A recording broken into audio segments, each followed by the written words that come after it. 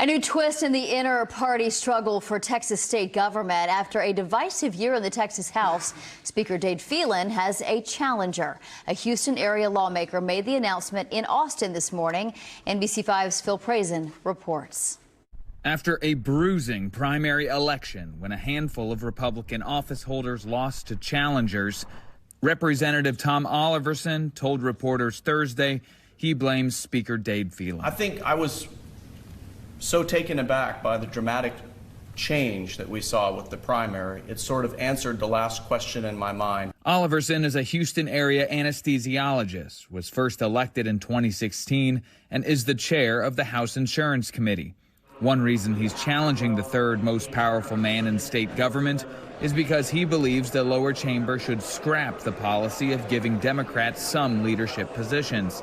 It's a decades-old tradition of having a Republican-led but bipartisan coalition. And I am going to stand up today and say the quiet part out loud and just say it is time for that change. I am going to do what the people of this state have been asking the majority party in the Texas House to do for the better part of a decade.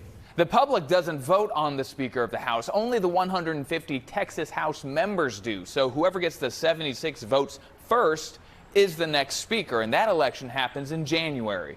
Speaker Dade Phelan has been under intense scrutiny by leaders in the Republican Party like Lieutenant Governor Dan Patrick, stemming from the Texas House impeachment of Attorney General Ken Paxton last year.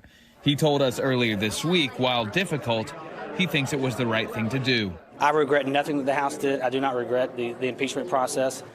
I can't go a day in my district without someone coming up to me and asking me or thanking me, for having the courage of my convictions. As for Oliverson's announcement Thursday, Phelan told NBC5, quote, "My focus remains on re-electing our Republican colleagues in runoffs and strengthening our majority in the Texas House."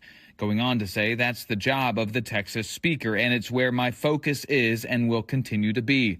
Phelan himself is in a May runoff election for his Beaumont area House seat, a position a Speaker hasn't been in more than 50 years.